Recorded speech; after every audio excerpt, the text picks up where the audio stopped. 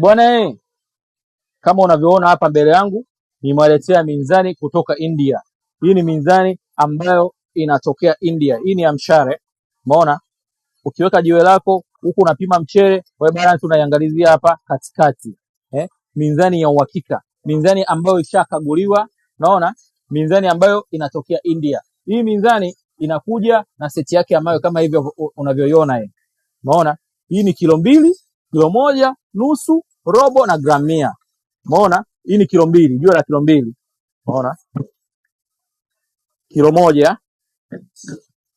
nusu kilo, unashika gramu 250, inakuwa 250. Hii ndio robo. Hiki hapa ni gramu 100 cha kupima serusi.